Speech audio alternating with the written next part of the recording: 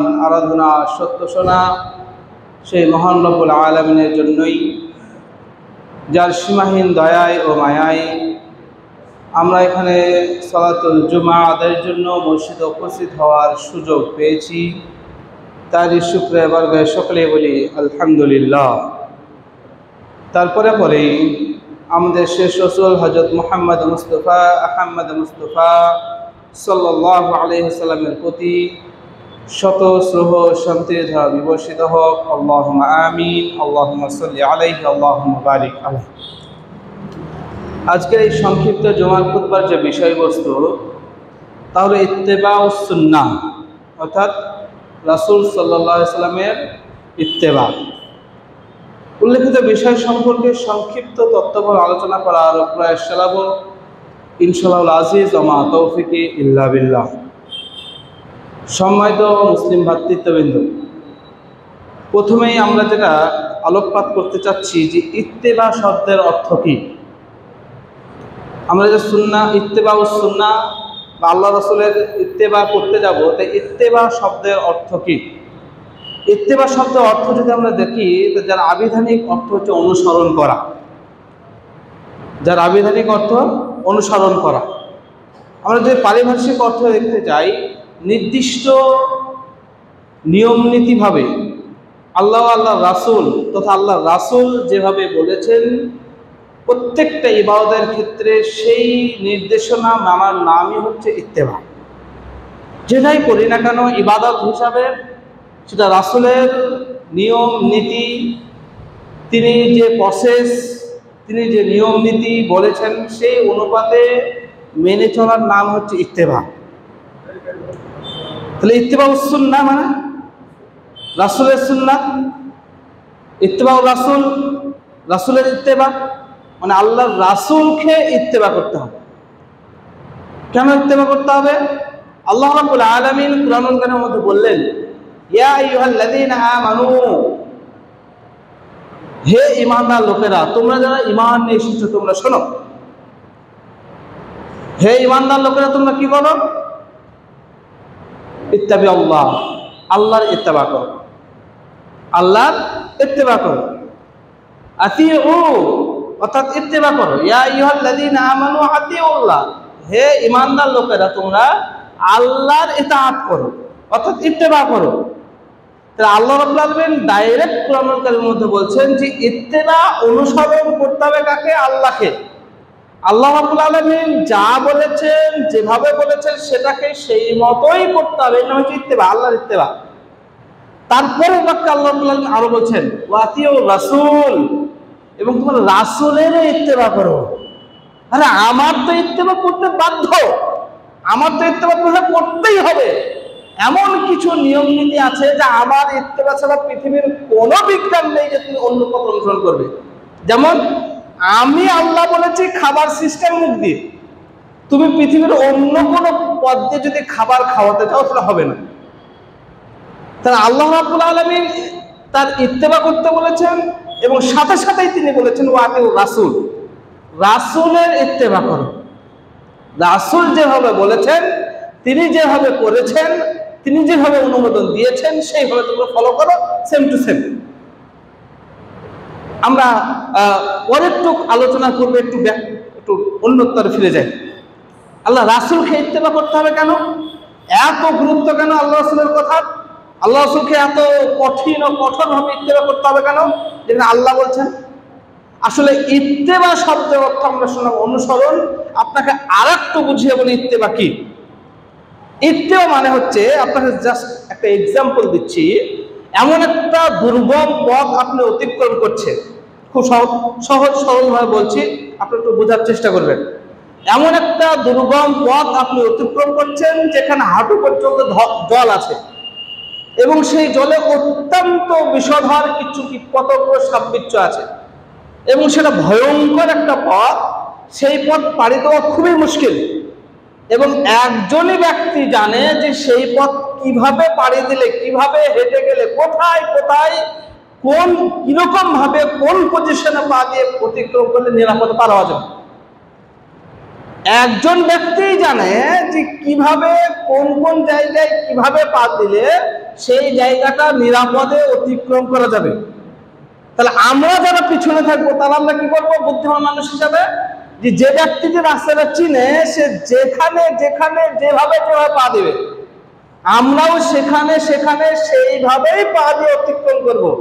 নিজস্ব কোনো বিদ্যা বুদ্ধি খাটাবো না, কোনো দিকে ডানে বামে যাব না, সেইভাবেই অতিক্রম করব যেভাবে সামনেকার লোকটি সেই রাস্তা অতিক্রম করছে নিরাপদে। এর নাম হচ্ছে ইত্তেবা। বুঝাতে পেরেছি আপনাদেরকে ইত্তেবা কাকে বলে? আর আল্লাহ বলছেন ইয়া আইয়ুহাল্লাযীনা আমানু আতিউল্লাহ, আল্লাহর ইতাআত করো। হে ইমানদার লোকেরা তোমরা কি করো? আল্লাহর ইতাআত করো। ওয়া আতিউর রাসূল, এবং রাসূলেরও ইতাআত করো। যেমন ভাবে আল্লাহর ইতাআত করতে হবে ঠিক পরে পরে রাসূলেরও ইত্তেবা করতে হবে, এটা আল্লাহ বলছেন। এবার একটু আমরা বুঝি যে আল্লাহ রাসূলের কথা এত গুরুত্ব কেন। তিনি আরো বলছেন 28 নম্বর পারা 2 নম্বর সূরা সূরাতুল হাশর 7 নম্বর আয়াতে আল্লাহ বলছেন যে মা আতাকুমুর রাসূল ফাখুযুহু ওয়া মা নাহাকুম আনহু ফান্তাহু। হে পৃথিবীবাসী শোনো, তোমাদেরকে তোমাদের রাসূল যেটা দেয়, খুব গুরুত্ব দিয়ে শুনবেন, মা আতাকুমুর রাসূল, তোমাদেরকে তোমাদের রাসূল যেটা দেয় অর্থাৎ করতে বলে, ফাখুযুহু, সেটা গ্রহণ করো। তোমার যতই হাতে ঘালা হোক না কেন, তোমার যতই মন চাইছে না এটা করবো না, আল্লাহ রাসূল বলেছেন তুমি করে, এটা আল্লাহ বলছেন, আল্লাহ আদেশ দিচ্ছেন। হাদিস এখনো ঢুকুন, আপনার কোরআন আয়াতে প্রমাণ দিচ্ছি যে আল্লাহ বলছেন যে মা আতাকুমুর রাসূল, তোমাদেরকে তোমাদের রাসূল যেটা দেয়, যেটা করতে বলে সেটা ফাখুযুহু, করো। কোন কোশ্চেন মার্ক ছাড়াই তোমাদের করতে হবে। আল্লাহ রাসূল বলেছেন মোজার উপর দিকে মাসা করতে হবে, কিন্তু বিবেক বলছে, বিদ্যা আপনার ব্রেন বলছে যে না, আরে মোজার নিচে তো ময়লা ধুলো ময়লা লাগবে, তা নিচে দিকে করবো, উপর দিকে কেন করবো? কিন্তু যেহেতু আল্লাহ রাসূল বলেছেন যে মোজার উপরে মাসা করতে হবে, তাই আমি আপনি করতে বাধ্য। কেন? আল্লাহ বলছেন মা আতাকুমুর রাসূল, তোমাদেরকে রাসূল যেটা দেয় সেটা গ্রহণ করো, গ্রহণ করো। তারপরের বাক্যে বলছেন ওয়া মা নাহাকুম আনহু ফান্তাহু, হে পৃথিবীবাসী শোনো, তোমাদেরকে তোমাদের রাসূল যেটা নিষেধ করে সেটা বর্জন করো। যতই তোমার হাতে ঢাল হোক না কেন, যতই তোমার মান সম্মান বাঁধুক না কেন, যতই তোমার নিজের বিবেকের পরিপন্থী হোক না কেন, তোমাকে তোমার রাসূল নিষেধ করেছেন, অর্থাৎ তুমি বর্জন করতে বাধ্য। একথা আল্লাহ বলছেন কোরআনুল কারীমের মধ্যে। যেমন আল্লাহ রাসূল সাল্লাল্লাহু আলাইহি ওয়াসাল্লাম বলেছেন তোমরা শিরক করো না, লাইন আশরাকতা, তোমরা যদি শিরক করো লা ইয়াহবাতান আমালুক, আল্লাহ বলছেন তোমাদের আমলকে ধ্বংস করে দেব। আর আল্লাহ রাসূল বলছেন তোমাদেরকে যদি জ্বালিয়ে দেওয়া হয়, তোমাদেরকে যদি হত্যাও করা হয়, তোমরা শিরকের নিকটবর্তী হও না। অতএব আপনার যতই হাতে ঘালা হোক না কেন, যতই সমস্যার সম্মুখীন হন না কেন, আপনাকে শিরকের নিকটবর্তী হওয়া যাবে না, কথা আল্লাহ রাসূল বলছেন। আর আল্লাহ বলেছেন ওয়া মা নাহাকুম আনহু ফান্তাহু, তোমাদেরকে তোমাদের রাসূল যেটা নিষেধ করে সেটা বর্জন করো। এই রাসূল নিষেধ করেছেন টাকনুর নিচে প্যান্ট পায়জামা লুঙ্গি ঝুলিয়ে পরা যাবে না। অতএব কোনো পুরুষ যেন টাকনুর নিচে প্যান্ট পায়জামা লুঙ্গি ঝুলিয়ে পড়তে পারবে না, এ কথা আল্লাহ রাব্বুল আলামিন তিনি বলছেন। রাসূল নিষেধ করেছেন মানে তোমাদেরকে বর্জন করতে হবে, যতই তোমার ভালো লাগুক, যতই তোমার খারাপ লাগুক, যতই তোমার চাই লাগুক না কেন। আল্লাহ রাসূল বলেছেন তোমাদেরকে দাড়ি রাখতে হবে, তোমরা দাড়ি বড় করো, অতএব আপনি দাড়ি বড় করবেন, এ কথা আল্লাহ বলছেন যে ওয়া মা আতাকুমুর রাসূল, রাসূল যেটা করতে বলে সেটা তুমি করো। অতএব রাসূল বলেছেন আপনারা করতে হবে, এই নাম হচ্ছে রাসূলের ইত্তেবা, এই নাম হচ্ছে রাসূলকে অনুসরণ করা। আপনার যেহেতু বিবেক বুদ্ধি কম, আপনার যেহেতু কোমরের মাজার বল কম, শক্তি কম, তাই আপনাকে আরো দৃঢ় করার জন্য আরো কয়েকটি উদ্ধৃতি পেশ করছি। কেন এটা এত গুরুত্ব? আল্লাহ রাসূলের কথা কেন এত মজবুত, কেন এত মজবুত ভাবে ধারণ করতে হবে? আল্লাহ রাব্বুল আলামিন সূরা নাজমের 3 নম্বর আয়াতে বলছেন ওয়া মা ইয়ানতিকু আনিল হাওয়া, হে পৃথিবীবাসী শোনো, রাসূলের কথার এত গুরুত্ব কেন, রাসূলের কথার এত দাম কেন, রাসূলের কথা এত মর্যাদা কেন? আমি বলি শোনো, ওয়া মা ইয়ানতিকু আনিল হাওয়া, এই মুহাম্মদুর রাসূলুল্লাহ সাল্লাল্লাহু আলাইহি ওয়াসাল্লাম নিজে থেকে কোনো কথা বলেন না। ইন হুয়া ইল্লা ওয়াহয়ুন ইউহা, ততটুকুই তোমাদের সামনে বলেন, ততটুকুই তোমাদের সামনে ব্যক্ত করেন যতটুকু আমি আল্লাহ আসমান থেকে জিবরাইল আলাইহিস সালামকে তো ওহী নাযিল করি। একথা আল্লাহ বলছেন, আল্লাহ স্যাটিসফাই করছেন, আল্লাহ সার্টিফাইড করছেন। মুহাম্মদ সাল্লাল্লাহু আলাইহি ওয়াসাল্লাম নিজে থেকে কোনো কথা বলেন না। ওয়া ইয়ানতিকু আনিল হাওয়া ইন হুয়া ইল্লা ওয়াহয়ু ইউহা, ততটুকুই তোমাদের সামনে ব্যক্ত করে যতটুকু আমি আল্লাহ আসমান থেকে জিবরাইল আলাইহিস সালামকে ওহী নাযিল করি। অর্থাৎ মুহাম্মদ সাল্লাল্লাহু আলাইহি ওয়াসাল্লামের কথা এতটাই দামি, এতটাই গুরুত্ব যে সেটা আমি ইশারা ইঙ্গিত করি তারপর তোমাদেরকে বলে। বুঝতে পেরেছেন না বলেন আমার কথা? আপনারা কি বুঝতে পারছেন?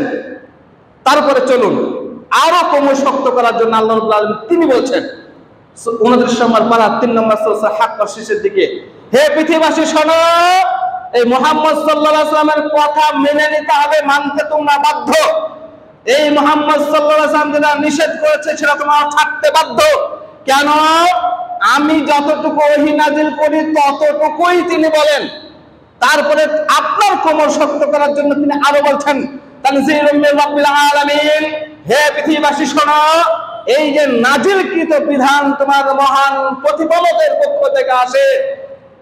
ওয়ালাউ তাকাওয়ালা আলাইনা বা'দাল আকাবিল, আর মুহাম্মদ সাল্লাল্লাহু আলাইহি সাল্লাম এই বিধান তোমাদের সামনে বলতে গিয়ে, মুহাম্মদ সাল্লাল্লাহু আলাইহি সাল্লাম তোমাদের সামনে এই শরীয়ত ব্যক্ত করতে গিয়ে ওয়ালাউ তাকাওয়ালা আলাইনা বা'দাল আকাবিল, সামান্যতম সুদ সম পরিমাণ, সরিষা সম পরিমাণ এদিক ওদিক করে বলতো।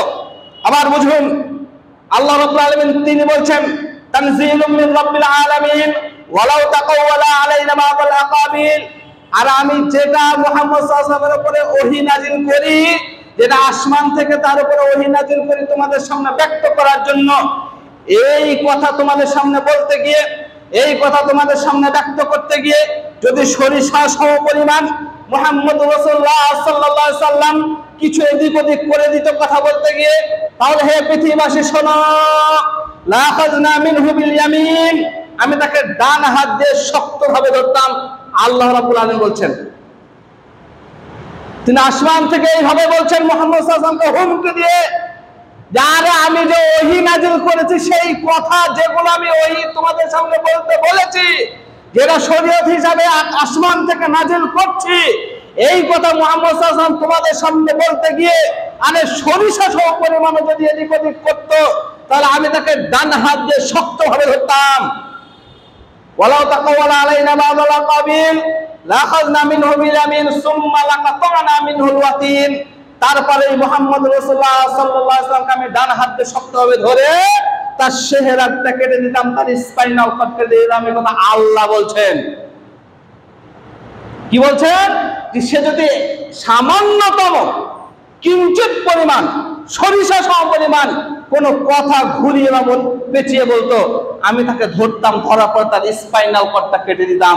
তারপরে তিনি আরো থামছেন না, তিনি আরো বলছেন লাখাযনা মিনহু বিল ইয়ামিন সুম্মা লাকাতানা মিনহুল ওয়াতিন ফামা মিনকুম মিন আহাদিন আনহু হাজিজিন, আর হে পৃথিবীবাসী তোমরা তাকে কেউ বাঁচাতে পারতে না। এই কারণেই আল্লাহ রাসূলের কথা এত দাম। এবার বুঝতে পেরেছেন? আল্লাহ রাসূলের হাদিসের কথা বললে আপনার কানের পাশ দিয়ে চলে যায়, তাই না? আল্লাহ রাসূল বলেছেন টাকনুর নিচে প্যান্ট পায়জামা লুঙ্গি ঝুলিয়ে পড়বে না। তারপর আপনার শতকরা 98টা যুবক তার টাকনুর নিচে প্যান্ট পায়জামা লুঙ্গি ঝুলিয়ে পড়ে। আল্লাহ রাসূল বলেছেন তোমরা দাড়ি বড় করো, মুখ ছোট করো। প্রায় হাদিসে তিনি বলেছেন, এই হাদিস শোনার পরে যুবকের কানের পাশ দিয়ে হাদিস চলে যায়, আল্লাহ রাসূলের হাদিসের 5 পয়সা দাম দেয় না, হাদিসকে তাই তো বুঝে না। আল্লাহ রাব্বুল আলামিন নিজে বলছেন, আল্লাহ রাসূল যদি কিঞ্চিত পরিমাণ বাড়িয়ে কমিয়ে বলতো, তাকে আমি ডান হাত দিয়ে শক্ত হয়ে ধরতাম। আর আল্লাহ রাসূলের হাদিস বলা হয় আমাদের চোখের সামনে, আমাদের মুখের সামনে হাদিস বলা হয়, সে হাদিসকে 5 পয়সা আমরা দাম দিই না। কত বড় আমাদের দুঃসাহসিকতা! যেখানে আল্লাহ রাসূলকে আল্লাহ রাব্বুল আলামিন ধমক দিয়ে বলছেন, শোনো, আরে তুমি কিঞ্চিত পরিমাণে দিদি করতে পারবে না। এই আল্লাহ রাসূলের কথা এই কারণে এত দাম, এত মর্যাদা। এবার আমরা একটু ভিতরের দিকে ঢুকি, চলুন। আল্লাহ রাব্বুল আলামিন বললেন, ইয়া আইয়ুহাল্লাযীনা আমানু আতিউল্লাহ ওয়া আতিউর রাসূল, হে ঈমানদার লোকেরা তোমরা আল্লাহর ইতাআত করো এবং রাসূলের ইতাআত করো। আল্লাহর ইতাআত করো এবং রাসূলের ইতাআত করো। আমি আপনাদেরকে সহজ সরলভাবে বলি, যেহেতু সময় সংকীর্ণ, সময় বেশি নেই, যার কারণে আপনাদেরকে বিস্তারিত আলোচনা করতে পারছি না। আমি সংক্ষিপ্ত হবে জাস্ট কিছু বোঝানোর জন্য আপনাদের সামনে এসেছি, একটু বোঝানোর চেষ্টা করি। আল্লাহ রাসূল সাল্লাল্লাহু আলাইহি ওয়াসাল্লাম বলেছেন, আমার উম্মতের প্রত্যেকেই যাবে জান্নাতে, আমার উম্মতের প্রত্যেকেই যাবে জান্নাতে, কিন্তু তারা নয় কারা? যারা আবা, যারা অস্বীকার করে, যারা অস্বীকার করে। আমি খুব সংক্ষিপ্ত ভাবে শুধু কাজ দিয়ে দেবো আপনাদেরকে। সাহাবায়ে কেরাম বলছেন যে আল্লাহ রাসূল আপনাকে অস্বীকার করে। আর অস্বীকার কে করে? যে বলে আমি জান্নাত মানি না, যে বলে আমি জাহান্নাম বিশ্বাস করি না, যে বলে আমি আল্লাহকে বলে বিশ্বাস করি না, সে নাহলে কাফের হয়ে গেল, অবিশ্বাস করলো। তা আপনি যে বলছেন যে প্রত্যেক উম্মতি জান্নাতে যাবে, কিন্তু সেই সব মানুষ নয় যারা যারা অস্বীকার করে। অস্বীকার কি? আল্লাহ রাসূল বললেন, শোনো, যারা আমাকে মেনে চলে, ফাকাদ আতানি, যারা আমাকে মেনে চলে, যারা আমার কথা মেনে নাই, তারা আমার ইতাআত করলো, তারা আমাকে মেনে চলল। যারা আমার কথা মেনে নিল এবং সেই মোতাবেক আমল করলো, তারা আমাকে মেনে নিল। আর যারা আমার কথা মতো চললো না, তারা অস্বীকার করলো। তার মানে আল্লাহ রাসূলকে মেনে নেওয়ার নামই হচ্ছে ইবাদত। আল্লাহ রাসূলকে মেনে নেওয়ার নামই হচ্ছে ইত্তেবায়ে সুন্নাহ। যদি মেনে নিই তবে আমি রাসূলের উম্মত হিসেবে জান্নাত পাবো, আর যদি না মেনে নিই তাহলে আমি জান্নাত পাবো না। আল্লাহ রাসূল বলেছেন, দিনে রাতে মোট 5 ওয়াক্ত সালাত ফরজ করা হয়েছে। যদি জরিপ করা হয় দেখা যাবে এই গ্রামের এলাকার প্রায় 98% যুবক 5 ওয়াক্ত সালাত আদায় করে না। এরা কখনোই আল্লাহ রাসূলকে মানা হলো না। প্রত্যেকটা ইবাদত যেভাবে তিনি বলেছেন সেইভাবে করার নামই হচ্ছে রাসূলকে মেনে নেওয়া। এবার আপনাকে আরেকটু বুঝাই আল্লাহ রাসূলের সুন্নাত, আল্লাহ রাসূলের আপনার নিয়ম নীতি কতটা ফলো করা জরুরি। যেহেতু সময় নেই তাই সংক্ষিপ্তভাবে বলছি। আল্লাহ রাসূল সাল্লাল্লাহু আলাইহি ওয়াসাল্লামের স্ত্রীদের কাছে 3 জন ব্যক্তি এসেছিলেন। 3 জন ব্যক্তি আসার পরে আল্লাহ রাসূলের ইবাদত সম্পর্কে জিজ্ঞাসা করলেন যে আল্লাহ রাসূল কিভাবে, কোন ধরনের, কতটুকু ইবাদত করতেন।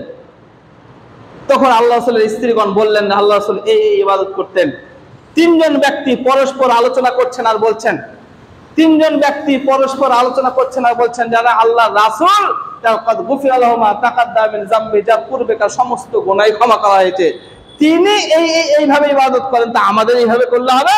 আমাদেরকে আরো বেশি করতে হবে। এখন যেমন আপনার আমার মাথায় কিছু ভূত আছে কিনা, বেশি ইবাদত করতে হবে। তা 3 জন ব্যক্তি আলোচনা করছে, বলছে যে আমাদেরকে বেশি ইবাদত করতে হবে। তা কি? একজন ব্যক্তি বলছে, শোনো, আমি সারা রাতই সালাত আদায় করবো, ঘুমাবো না। এই হাদিসটা যদি বুঝাতে পারে তাহলে আমাদের জীবন সার্থক হবে। আল্লাহ রাসূলের হাদিস। 3 জন ব্যক্তির মধ্যে একজন বলছেন যে আমি সারা রাতই সালাত আদায় করবো, ঘুমাবো না। 3 জনের দ্বিতীয় জন বলছেন, শোনো, আমি সারা বছরই সিয়াম পালন করবো, কোনোদিন সিয়াম বিহীন থাকবো না, সারা বছরই রোজা পালন করব। তৃতীয় জন ব্যক্তি বলছেন, শোনো, ফালিয়াতাজাওয়াজ, আরে আমি বিবাহই করব না, বিবাহ করলে সংসার আদি করতে হবে, ঝুই জামালায় যেতে হবে, বিবাহই করব না। 3 জন ব্যক্তি, তাদের উদ্দেশ্য ভালো না খারাপ বলেন? বুঝতে পারছেন আমার কথা মনে হয়? তাদের উদ্দেশ্য ভালো না খারাপ? ভালো অবশ্যই। একজন বলছে যে আমি সারা রাতই নামাজ পড়বো, তাহাজ্জুদ করবো, ঘুমাবো না। আর একজন ব্যক্তি বলছে আমি সারা বছরই রোজা রাখবো, কোনোদিন রোজাবিহীন থাকবো না। রোজা রাখা ভালো কাজ না খারাপ কাজ? ভালো কাজ। পৃথিবীতে সব থেকে বেশি যদি আল্লাহকে খুশি করা যায় কোনো ইবাদত দিয়ে, তার নাম হচ্ছে রোজা। আর আল্লাহকে ডাকার সব থেকে বড় মাধ্যম যদি কোনো ইবাদত থাকে, তার নাম হচ্ছে নামাজ বা রোজা, এই সালাত। তৃতীয় জন ব্যক্তি বলছে ফালিয়াতাজাওয়াজ, আমি বিবাহই করব না। কেন? বিবাহ করলে সংসার আদি করতে হবে, অর্থাৎ আমি ওই ঝামেলাতেই যাব না, পুরো জীবনটা ইবাদতে কাটিয়ে দেবো। তা 3 জনের উদ্দেশ্য ভালো না খারাপ বলেন? তারা কি চুরি করবো, ডাকাতি করবো বলেছিল? আরে তারা ভালো কাজই করবো বলেছিল। এবার আল্লাহ রাসূলের কাছে যখন খবর গেল, আল্লাহ রাসূল তখন তাদেরকে বললেন, হ্যাঁ কাজা কাজা, তোমরা সেই তারা যারা এই আলোচনা করছিলে? বলছে, হ্যাঁ আল্লাহ রাসূল, আমরা তারা। আল্লাহ রাসূল বলছে, শোনো, পৃথিবীর মধ্যে এখন যদি সব থেকে কেউ বেশি আল্লাহকে ভয় করে, সে হচ্ছে আমি। পৃথিবীর মধ্যে যদি সব থেকে পরেজগার কেউ থাকে, সে হচ্ছে আমি। আর আমি নিজে রাতের কিছু অংশ সালাত আদায় করি, কিছু অংশ ঘুমাই। আমি নিজে কিছুদিন রোজা রাখি, কিছুদিন রোজা বিহীন থাকি। আর আমি নিজে বিবাহ করেছি, সংসার করি। তোমরা যদি এর বিপরীত করো, ফালাইসা মিন্নি, তোমরা মনে রাখো তোমরা আমার উম্মতি নয়। তাহলে ভালো কাজ করার পরেও তারা উম্মত হচ্ছে না। কেন? রাসূলের ইত্তেবা হচ্ছে না, রাসূলের সুন্নাত হচ্ছে না। রাসূলের সুন্নাত তরিকায় না হওয়ার কারণে ওই ব্যক্তি, আল্লাহ রাসূল বলেছেন সালাত আদায় করতে হবে, ওই ব্যক্তিও করবে, কিন্তু শুধু পদ্ধতিটা রাসূলের নয়। আল্লাহ রাসূল সারা রাত ইবাদত করেননি, সালাত করেননি, ওই ব্যক্তি বলছে আমি সারা রাত সালাত আদায় করবো, অথচ নামাজ পড়া বিশাল ভালো কাজ, নামাজ পড়া বিশাল নেকির কাজ, তারপরেও উম্মত হতে পারছে না। কেন? মূলনীতিতে না থাকার কারণে। যে আল্লাহ রাসূল বলেনি তারপরেও করবে, আল্লাহ রাসূল করেনি তারপরেও করবে, আল্লাহ রাসূল অনুমোদন দেয়নি তারপরেও ভালো মনে করে করবে, এই কারণে সে মুসলমানই থাকবে না। একজন তো বলেছিল সিয়াম পালন করবো, রোজা রাখবো। রোজা রাখা ভালো কাজ না খারাপ কাজ? আর আল্লাহকে সবথেকে খুশি করা যায় রোজা দিয়ে। আল্লাহ রাসূল যেহেতু সারা বছর একভাবে সিয়াম পালন করেননি, আর ওই ব্যক্তিকে সারা বছর একভাবে সিয়াম পালন করে আল্লাহ রাসূলের মূলনীতিকে লঙ্ঘন করতে চেয়েছে, তাই আল্লাহ রাসূল বলেন শোনো, ফালাইসা মিন্নি, তোমরা আমার উম্মত নয়। যারা এই নীতিকে লঙ্ঘন করবে, যেটা আমি বলিনি, যে নীতি অনুসরণ করেনি, সেই নীতি সেই পথ না বলা জায়গায় যদি তারা যায়, তাহলে আমার উম্মতি নয়। রাসূলের সুন্নাতের, রাসূলের ইত্তেবার যে লেভেল, সেটা হচ্ছে তিনি যেভাবে যতটুকু পরিমাণ বলেছেন ততটুকুর মধ্যে সীমাবদ্ধ থাকা। এবার সংক্ষিপ্তভাবে কয়েকটি আপনাদের সামনে এক্সাম্পল দিয়ে বোঝাই, যাতে করে আপনাদের মনে থাকে। যেমন ধরেন, আমরা মসজিদে প্রবেশ করি, তখন একটা দোয়া পড়ি কিনা? কি বলেন দেখি? আল্লাহুম্মা আফতাহ আলী আবওয়াবা ওয়া রাহমাতিকা, বলি কিনা? তো এই দোয়া পড়ে কিছু একটা নেকি হবে তো, কিন্তু কত নেকি সেটা আল্লাহ রাসূল বলেছেন কি? বলেননি। তা ধরেন আমি আজকে বললাম যে শোনেন, মসজিদে ঢোকার সময় সূরা ফাতিহাটা পড়বো, দিয়ে ঢুকবো, হবে? বুঝতে পারলেন না আমার কথাটা? আমি যদি বলি যে মসজিদে ঢোকার সময় আল্লাহুম্মা আফতাহ আলী আবওয়াবা ওয়া রাহমাতিকা বললে নেকি হবে, ঠিক আছে, কিন্তু কত নেকি আমি নিশ্চিত না। আজ থেকে মসজিদে ঢোকার সময় সূরা ফাতিহা পড়ে ঢুকবো। কেন? আল্লাহ রাসূল বলেছেন যে কোরআনের প্রত্যেকটা হরফ প্রতি কয় নেকি বলেন? মিনিমাম 10 নেকি। কয় নেকি? 10 নেকি। তো সূরা ফাতিহাতে প্রায় 150 অক্ষর আছে প্লাস। তাহলে আমি যদি সূরা ফাতিহাটা পড়ি, তাহলে প্রায় 1500 নেকি নগদ পাচ্ছি কিনা? তা আমি আজকে বললাম ঠিক আছে, আজকে থেকে আল্লাহুম্মা আফতাহ আলী আবওয়াবা ওয়া রাহমাতিকা পড়বো না, আজকে সূরা ফাতিহা পড়বো, দাঁড়িয়ে দিয়ে তারপর মসজিদে ঢুকবো, হবে? হবে না। কেন হবে না? আল্লাহ রাসূল বলেনি তাই হবে না, তাই তো নাকি? আল্লাহ রাসূল বলেনি তাই হবে না। এখানে আমাদের মাথা ঠিক আছে না, এখানে বুঝতে পারছি যে না, এখানে সূরা ফাতিহা পড়লে হবে না, কিন্তু যখন শরীয়তের অন্য বিষয়ে যাওয়া হবে তখন আর মাথা ঠিক থাকবে না, তাই না? যখন নিজের আতে ঘা লেগে যাবে, যখন দেখবেন যে সেই দোষে আপনি দোষী হয়ে গেছেন, তখন আর বুঝতে পারবেন না, তখন মাথা হ্যাং হয়ে যাবে। চলুন আরো একটা আপনার সামনে পয়েন্ট পেশ করি। সালাত আদায় করা, অর্থাৎ নামাজ পড়া সবথেকে গুরুত্বপূর্ণ ইবাদত, তাই কিনা? তা 5 ওয়াক্ত সালাত আমরা আদায় করি, প্রত্যেকটা 5 ওয়াক্ত সালাত প্রতিদিন পড়ি। তা নামাজ পড়া যখন এত ভালো কাজ, সালাত আদায় করা যখন এত নেকির কাজ, তা আমরা আর একটা ওয়াক্ত বাড়িয়ে দিই, তা কিছু হবে? বুঝতে পারছেন না? নামাজ পড়া তো সবথেকে ভালো কাজ, নামাজ পড়া তো সবথেকে নেকির কাজ। তা 5 ওয়াক্ত সালাত আদায় করছি, জোহর, আসর, মাগরিব, এশা, ফজর, তা 10টার সময় যদি আর একটা ওয়াক্ত পড়ি, আজান দিয়ে, হবে না। কেন হবে না? আল্লাহ রাসূল বলেনি তাই হবে না। এখানে মাথা ঠিক আছে, তাই কিনা? এবার এক শ্রেণীর মানুষ আছে যে নিষেধ তো নাই, বলে কিনা? যখন আপনি বলেন যে এই কাজটা আপনি করেন না, এই আমলটা করা যাবে না, তখন আপনাকে বলবে যে আল্লাহ রাসূল নিষেধ করেছেন কি? নিষেধ তো নাই, তা করলে অসুবিধা কি, বলে কিনা? যদি বলি 5 ওয়াক্ত নামাজের পরে সবাই মিলে মুনাজাত প্রতিদিন করিয়েন না, তা বলবেন নিষেধ আছে কোথাও, বলবেন কিনা? তা আপনার নিষেধের একটু বোঝানোর জন্য বলি, আমরা প্রত্যেকটা রাকাতে কয়টা সেজদা দিই বলেন? 2টো সেজদা দিই। তা সেজদা হচ্ছে গুরুত্বপূর্ণ একটা অংশ সালাতের মধ্যে। যখন কোনো বান্দা সেজদায় যায়, তখন আল্লাহ রাব্বুল আলামিন তার রহমতের দৃষ্টি তার দিকে তাকায়। তা প্রত্যেকটা রাকাতে 2টা সেজদা দিচ্ছি, তা আজকে থেকে যদি আমরা প্রত্যেকটা রাকাতে 3টা সেজদা দিই, কোনো সমস্যা হবে? নামাজ হবে না। কেন হবে না? নামাজ পড়তে ভালো কাজ। আচ্ছা, আপনি বললেন হবে না, তা নিষেধ আছে কোথাও? বুখারী, মুসলিম, আবু দাউদ, তিরমিজি, নাসাঈ, ইবনে মাজাহ, দারাকুতনি, দাইলিমা, বাইহাকী, মুসনাদ, আবু শাইবা, মুসনাদ আব্দুর রাজ্জাক, যত হাদিস গ্রন্থ আছে, কোন একটা হাদিস গ্রন্থে লেখা আছে যে আল্লাহ রাসূল সাল্লাল্লাহু আলাইহি ওয়াসাল্লাম তিনি বলেছেন কোন রাকাতে তোমরা 3টে সিজদা দিবে না, এরকম কোন হাদিস পৃথিবীতে আছে? নিষেধের দলিল তো নাই, কোন হাদিসে তো নিষেধ লেখা নাই। তার নিষেধের দলিল যখন নাই, তাহলে আমি যদি 3টে সেজদা করি অসুবিধা কোথায়? বলবেন হবে? বলেন নামাজ হবে? হবে না। আপনি বলবেন হবে না। সর্বক্ষেত্রে প্রত্যেকটা নামাজে দেখেন আপনার জোর আছে, শুধু মাগরিবটা বিজোড়, তাই কি না? জোহর বলেন 4 রাকাত জোর, আসর 4 রাকাত জোর, এশা 4 রাকাত জোর, ফজর 4 রাকাত জোর, 2 রাকাত জোর, মাগরিবটা বিজোড়।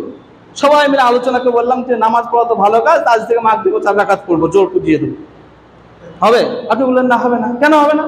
নিষিদ্ধ কোথাও নাই। আল্লাহ রাসূল কোথাও বলেছেন, বুখারী মুসলিম আবু দাউদ নাসাঈ আপনি যত হাদিস গ্রন্থ আছে কোথাও যে তোমরা মাগরিবের নামাজ কখনোই যেন 4 রাকাত পড়ো না, এরকম হাদিস আছে? এরকম হাদিস তো পৃথিবীতে নাই। তা নিষেধের দলিল খুঁজতে গিয়ে যদি আমি বলি যে নিষেধ যখন নাই, করলে সমস্যা কি? তাহলে কি হবে? ইসলামের একটা অংশ পুরো ধ্বংস হয়ে যাবে। তার মানে নিষেধ থাকতে হবে, তার কোনো মানে নেই। আপনাকে আমি বললাম যে আচ্ছা 25 টাকার একটা নোট দেন, বলছি কিনা? ধরেন আপনাকে বললাম ভাই 25 টাকার একটা নোট দেন, তা আপনি বলছেন আরে ভাই 25 টাকার নোট তো হয় না। আরে হয় না তাও দেন, বলছে কিনা? যখন বলছে ভাই এই জিনিসটা করো না, এটা বিদআত হবে, আর আপনি ধরুন আমার উপর খেপে যাচ্ছেন, আরে ভাই এইভাবে সবাই মিলে দলবদ্ধ হবে মোনাজাত করো না, তখন ওপরে রেগে যাচ্ছেন। যখনই বলছি তখন বলছেন কোথায় নিষেধ আছে দেখাও। তা আপনাকে যদি বলি ভাই 25 টাকার একটা নোট দাও, আপনি বলবেন ভাই নোট তো হয় না 25 টাকা। আরে ভাই নাই তাও দাও, তাহলে খেপা হয়ে গেছে, বলবেন কিনা?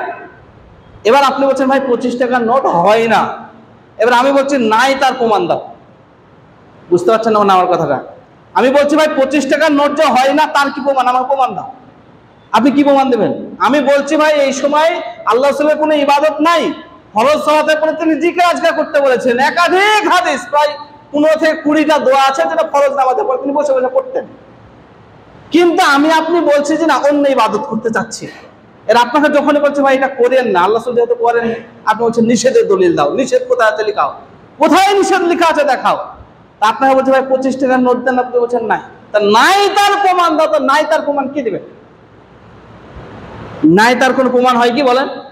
নাই তার কোনো প্রমাণ নেই, বাজারে অ্যাভেলেবল নাই, সরকার ছাপায়নি, তার মানে নাই।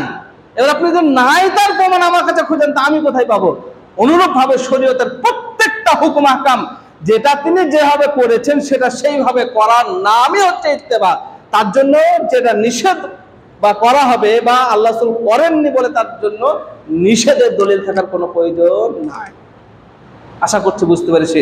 শেষের দিকে সে একটি হাদিস না বললেই নয়, সেটা হচ্ছে এটাই, আল্লাহ রাসূল সাল্লাল্লাহু আলাইহি ওয়াসাল্লামের যে আপনার সামনে ব্যক্ত করছিলাম, ইত্তেবাউস সুন্নাহ, রাসূলের ইত্তেবা, যার বিপরীত হচ্ছে বিদআত।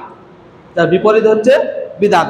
বিপরীতটা 2 মিনিট বললে এটা মাথায় মনে থাকবে। একটা আল্লাহ রাসূলের ইত্তেবা হলো আল্লাহ রাসূল যেভাবে, যেখানে তিনি যেভাবে ইবাদত করেছেন আমি সেখানে সেই ততটুকুই ইবাদত করতে বাধ্য। এবার বিদআত কি? আমি ভালো মনে করে কিছু এক্সট্রা যোগ করছি, ভালো মনে করে কোনো ইবাদত করছে, আল্লাহ রাসূল বলেননি তা কি হয়েছে, আরে এটা তো ভালো কাজ, তখনই সেটা হবে বিদআত। তখনই সেটা কি হবে? বিদআত হবে। আল্লাহ রাসূল বলেননি তারপর আমি আপনি ইবাদত মনে করে যেটা করব সেটার নাম হচ্ছে বিদআত। আপনি হয়তো ভাববেন যে বিদআতের আবিধানিক অর্থ হচ্ছে নব আবিষ্কৃত, নতুন করে যেটা আবিষ্কার করা হয়। তা যাই নতুন আবিষ্কার হচ্ছে সবই বিদআত, তাহলে এটা আপনার আমার মাথায় ঢুকবে, কিন্তু সেটা না। ইবাদত হিসাবে, ইবাদত মনে করে নেকির আশায় যতটুকু আপনি বাড়াবেন, আল্লাহ রাসূল না বলার পরেও, আল্লাহ রাসূলের কোনো ইবাদত না থাকার পরেও, আল্লাহ রাসূলের কোনো নিয়ম নীতি না থাকার পরেও সেটাই হবে বিদআত। আর তার বিপরীত হচ্ছে ইত্তেবা সুন্নাহ। অতএব আমরা ততটুকুই ইবাদত করব যতটুকু তিনি বলেছেন। জুমার নামাজ তিনি 2 রাকাত ফরজ বলেছেন, এবার যদি আমি আপনি ভালো মনে করে 4 রাকাত করি সেটাই হবে বিদআত। জোহরের নামাজ 4 রাকাত ফরজ বলেছেন, আমি আপনি যদি সেটা মনে করি যে বেশি হয়ে যাচ্ছে 2 রাকাত করবো, তাহলে সেটাই হবে বিদআত। অনুরূপভাবে ইসলামের প্রত্যেকটা হুকুম আহকাম তিনি যতটুকু যেই মাত্রায় বলেছেন ততটুকু সেই মাত্রার নামই হচ্ছে ইবাদত। তার সামান্যতম কিঞ্চিত পরিমাণ, সরিষা সম পরিমাণ এদিক ওদিক করার নাম হচ্ছে বিদআত। অতএব সম্মানিত শ্রোতাবৃন্দ, খুব সংক্ষিপ্ত আপনাদের সামনে বোঝাতে চাইলাম, যেহেতু লম্বা সময় দরকার ইত্তেবাউস সুন্নাহ বোঝার জন্য। বিস্তারিত দলিল ছিল যেগুলো আপনাদের সামনে বলা সম্ভব হচ্ছে না, তাই আপনাদেরকে এতটুকুই সংক্ষিপ্তভাবে ধারণা দিলাম যে ইত্তেবাউস সুন্নাহ অর্থাৎ রাসূলের ইত্তেবা মানে যতটুকু তিনি যেভাবে বলেছেন ততটুকু সেইভাবে ফলো করা। যেমন তিনি বলেছেন মোজার উপর দিকে মাসা করতে হবে, আপনি বলছেন আরে হাঁটা চলা করছি, মোজার নিচে ময়লা ধুলো লাগছে, তা মাথা খুলে নিচে করি, ধুলোগুলো ঝেড়ে যাবে। কিন্তু জি না, যেহেতু আল্লাহ রাসূল বলেছেন মোজার উপর মাথা করতে, তাই আমি আপনি বাধ্য। সামান্যতম বিবেক খাটিয়ে যদি নিচে করেন সেটা হবে বিদআত অন্য সর্বক্ষেত্রে। আর যারা বিদআত করি তারা একটু বেশি বুঝি, তাই কি না? আমি আপনি বিদআত করছি মানে কি বলতে যাচ্ছি, যে এই সময় এই কাজটা করলে ভালো হয়, নেকি হবে। আল্লাহ রাসূল বলেছেন না, তাতে কি হয়েছে, মানে তার থেকে আপনি বেশি বোঝেন। যারা বিদআত করি তারা কি আল্লাহ রাসূলের থেকে বেশি বোঝে, তাই কি না? আল্লাহ যেখানে বলছে ইসলাম পরিপূর্ণ, যেখানে তিনি পরিপূর্ণ করে দিলেন, তারপর আল্লাহ রাসূল পরিপূর্ণ করে দিলেন, এবার আমি আপনি বেশি করতে যাচ্ছি, একটু না এটা করি, নামাজের পরে একটু চলো সবাই মিলে দোয়া করি, এই সভা একটা শেষ হয়ে গেছে, চলো সবাই মিলে একটু মোনাজাত করে দিই।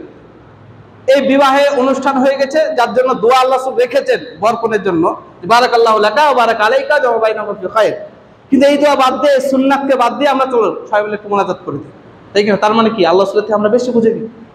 নাউযুবিল্লাহ, আস্তাগফিরুল্লাহ। যেটা বলছিলাম, আসুন আমরা ইত্তিবাউস সুন্নাহটা মেনে নিই, ইত্তিবাউস সুন্নাহ সম্পর্কে বিস্তারিতভাবে পড়াশোনা করি এবং এই সম্বন্ধে জানার চেষ্টা করি, এবং সঠিকভাবে দ্বীন ইসলামকে মেনে আল্লাহ রাব্বুল আলামিন তিনি বলেছেন তারাই হবে জান্নাতি। ইন্না লিল মুত্তাকিনা ইনদা রাব্বিহিম জান্নাতুন নাঈম, যারা মুত্তাকি, যারা পরেজগার, আল্লাহ রাসূলকে মেনে চলে, তাদের জন্য জান্নাত রাখা আছে।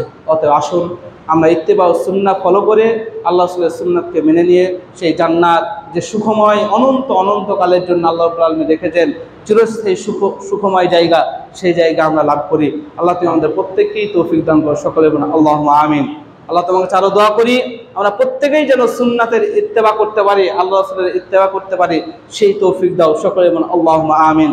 আল্লাহ তোমাকে আরো দোয়া করি আমরা যেন নিজস্ব কোনো মতামত না খাটিয়ে, নিজস্ব কোনো ব্রেন বুদ্ধি না খাটিয়ে শুধুমাত্র তোমার রাসূলের সুন্নাতের অনুসরণ করতে পারি, তার তৌফিক, তার জজবা প্রত্যেকের অন্তরে দাও, সকলে বলুন আল্লাহুম্মা আমিন। আল্লাহ আমাদের প্রত্যেকটা বাতিলকে আপনার ভেঙে নিশ্চূর্ণ বিচূর্ণ করতে পারি, এবং তার যে জজবা তুমি প্রত্যেকের অন্তরে দাও, তার জন্য তোমার কাছে দোয়া করি, সকলে বলুন আল্লাহুম্মা আমিন। আল্লাহ সর্বোপরি আরো দোয়া করি, তুমি যে বলেছো আল্লাহর ইত্তেবা করতে, তোমার ইত্তেবা করতে এবং রাসূলের ইত্তেবা করতে, যেভাবে তুমি বলেছো ইত্তেবা করতে, সেইভাবেই যেন ফলো করতে পারি, সেইভাবেই যেন ইত্তেবা করতে পারি। পারিপার্শ্বিক কোনো চাপ যেন আমাদেরকে মাথা না নোয়াতে পারে, তার তৌফিক দাও, সকলে বলুন আল্লাহুম্মা আমিন। আল্লাহ তোমার কাছে আরো দোয়া করি, আমরা যারা সালাত আদায় করছি, সালাত আদায় করতে এসে গড়িমসি করি বা সালাতের সময় মতো আসতে পারি না, তাদেরকে সময় মতো আসার তৌফিক দান করো, সকলে বলুন আল্লাহুম্মা আমিন। বিশেষ করে জুমার দিনে প্রত্যেকে চেষ্টা করবেন না আজানের আগে মসজিদে উপস্থিত হওয়া, এটা একটা সুন্নাহ। আজানের আগে মসজিদে উপস্থিত হওয়া কি এটা একটা সুন্নাত। আপনি এত কাজের আপনার গতি যে একটা দিন জুমার দিন তাও আজানের আগে মসজিদে আসতে পারেন না, এত হতভাগা আপনি, তাই না? আপনি এত কাজে ব্যস্ত থাকেন, কাকে অত ব্যস্ততা দেখাচ্ছেন? যে আল্লাহ সময়কে সৃষ্টি করেছে, যে আল্লাহ আপনাকে সৃষ্টি করেছে, যে আল্লাহ আপনাকে এত নিয়ামত দিয়েছে, সেই আল্লাহকে বলছেন আমার সময় নেই, তাই না? এত হতভাগা আপনি, সপ্তাহে একটা দিন জুমার দিন তাও আজানের আগে মসজিদে আসতে পারেন না, এত আপনি হতভাগা। অত আসুন আমরা আল্লাহর কাছে দোয়া করব যে আল্লাহ যেন আমরা প্রত্যেকে এই সুন্নাতটার প্রতি আমল করতে পারি এবং আজানের আগে যেন মসজিদে আসতে পারি, তার তৌফিক দাও, সকলে বলুন আল্লাহুম্মা আমিন। সময় নিয়ে কখনো আল্লাহকে বেশি মানে আপনি করবেন না, না আল্লাহকে সময়ের জন্য, বিশেষ করে সালাত আদায় করতে বলেছেন, আপনি বলছেন সময় নেই, তাই কি না? আপনাকে আল্লাহ বলছেন দিনে রাতে 5 ওয়াক্ত সালাত আদায় ফরজ করেছেন, আপনি বলছেন সময় নেই, দিনে 1 ওয়াক্ত সালাত আদায় করছেন। আপনি বিশ্বাস করুন, সবথেকে মূল্যবান গুরুত্ববান যদি একটা আপনার নিয়ামত থাকে, তার নাম হচ্ছে সময়, যেটা আপনাকে এখনো দেওয়া হয়েছে, আপনি বেঁচে আছেন। আপনার সমবয়স্ক দেখেন কতজন কবরে শুয়ে আছে, কতজন আপনার সমবয়স্ক একসঙ্গে খেলা করেছেন, একসঙ্গে আপনি বিজনেস করেছেন, একসঙ্গে পড়াশোনা করেছেন, তারা কবরে শুয়ে আছে। এখন আপনি বেঁচে আছেন, আল্লাহ আপনাকে তৌফিক দিয়েছেন, সময় অতিরিক্ত দিয়েছেন, তার কদর করুন, তার মূল্যায়ন করুন, তার শুকরিয়া আদায় করুন। আসুন সময় বেশি নেওয়ার জন্য আমি দুঃখিত। আল্লাহ যেন আমাদের বিষয়গুলো বোঝার এবং মেনে চলার তৌফিক দান করে, সকলে আল্লাহুম্মা আমিন। ইন্নাল্লাহা ওয়া মালাইকাতাহু ইউসাল্লুনা আলান নবী ইয়া আইয়ুহাল্লাযীনা আমানু সাল্লু আলাইহি ওয়া সাল্লিমু তাসলিমা। আল্লাহুম্মা সাল্লি আলা মুহাম্মাদিন ওয়া আলা আলি মুহাম্মাদ কামা সাল্লাইতা আলা ইব্রাহিম ওয়া আলা আলি ইব্রাহিম ইন্নাকা হামিদুম মাজিদ। আল্লাহুম্মা বারিক আলা মুহাম্মাদিন ওয়া আলা আলি মুহাম্মাদ কামা বারাকতা আলা ইব্রাহিম وعلى آل إبراهيم إنك حميد مجيد. ربنا تقبل منا إنك أنت السميع العليم وتب علينا إنك أنت التواب الرحيم. سبحان ربك رب العزة عما يصفون وسلام على المرسلين والحمد لله رب العالمين. آمين.